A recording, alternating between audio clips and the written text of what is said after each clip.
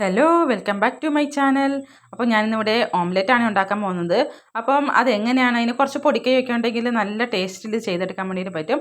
അപ്പോൾ ഒരു ചെറിയ ബൗളിലേക്ക് ഞാനൊരു മുട്ട അങ്ങ് പൊട്ടിച്ച് വിടുന്നുണ്ട്. അപ്പോൾ ഇതാ ഇതിലേക്ക് പൊട്ടിച്ച് വിട്ടിട്ടുണ്ട്. അപ്പോൾ ഞാനിത് ഇതുപോലത്തെ സ്പൂണാണ് കേട്ടോ എടുക്കുന്നത്.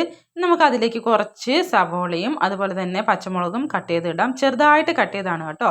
ആവശ്യത്തിന് ഉപ്പിട്ട് കൊടുത്തു. പിന്നെ ഇതിലേക്ക് ഉള്ളിയും അതുപോലെ തന്നെ പച്ചമുളകും കുറച്ചേ ചേർക്കാൻ പാടുള്ളൂ. ധാരാളം ഉള്ളി ആയാലും ഒരു ടേസ്റ്റ് ഉണ്ടാവില്ല, കുറച്ചേ പാടുള്ളൂ കേട്ടോ. എന്നിട്ട് അതിലേക്ക് കുറച്ച് ഒരു അര സ്പൂൺ വെളിച്ചെണ്ണയും കൂടി ചേർത്ത് കൊടുക്കുക. അതിനുശേഷം നന്നായിട്ട് അങ്ങ് അടിച്ച് പതപ്പിക്കുക.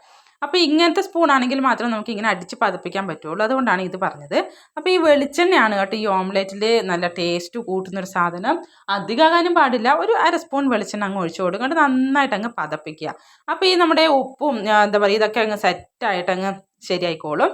അപ്പോൾ നമുക്കിനി അടുത്തതായിട്ട് ചെയ്യാനുള്ളത് ഇതിനെ നമുക്ക് എന്താ പറയുക നല്ല മിക്സ് ആക്കിയതിന് ശേഷം ഫ്രൈ പാനിലേക്ക് ഒഴിക്കാനുള്ള പരിപാടിയാണ്. അപ്പോൾ ഫ്രൈ പാൻ ഞാൻ ഓൾറെഡി ചൂടാകാൻ വേണ്ടി വെച്ചിട്ടുണ്ട്.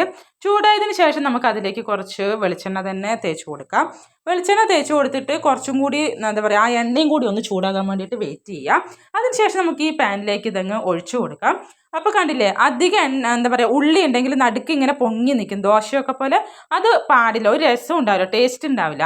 അപ്പോൾ അതുകൊണ്ട് ആവശ്യത്തിന് കുറച്ച് മാത്രമേ ഉള്ളി ചേർക്കാവൂ. അതാണ് കേട്ടോ ഒരു പോയിന്റ് എന്ന് പറയുന്നത്.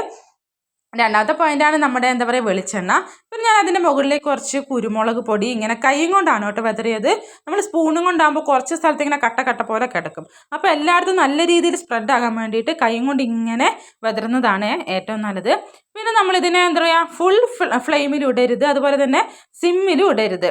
അപ്പോൾ ഇത് എന്താ പറയുക അതിൻ്റെ കറക്റ്റ് ഒരു വേവ് കിട്ടില്ല. അതായത് ഇതിൻ്റെ മുട്ട ഓംലെറ്റിൻ്റെ മുകളിലത്തെ വെള്ളം ഫുള്ള് വറ്റി ഡ്രൈ ആവുന്നവരെ നമ്മൾ വെയിറ്റ് ചെയ്യരുത്. അങ്ങനെ ആകുമ്പോൾ ഒരു മുട്ടേൻ്റെ ടേസ്റ്റ് ഓംലെറ്റിന് ടേസ്റ്റ് ഉണ്ടാവില്ല. ജസ്റ്റ് ഒന്ന് അതിൻ്റെ വെള്ളം വലിഞ്ഞു തുടങ്ങുമ്പോഴേ അതങ്ങ് മറിച്ചിടുക. മറിച്ചിട്ടതിന് ശേഷം അധിക സമയം ആ പാനിൽ കിടക്കാൻ വേണ്ടി സമ്മതിക്കരുത്. അതായത് അതിൻ്റെ ജസ്റ്റ് കുറച്ച് ഫ്ലെയിം അങ്ങ് കൂട്ടി വെച്ചതിന് ശേഷം പെട്ടെന്ന് തന്നെ ആ ഓംലെറ്റിനെ അങ്ങ് എടുക്കുക. അധികം ഈർപ്പം ഇങ്ങനെ വലിഞ്ഞ് ഡ്രൈ ആയാലും ഒരു ടേസ്റ്റ് ഉണ്ടാവില്ല. ഇനി ഇതുപോലെ മടക്കിയിട്ട് നമുക്ക് കഴിക്കാൻ. വീഡിയോ ഇഷ്ടമായി സബ്സ്ക്രൈബ് ചെയ്യാൻ മറക്കല്ലേ.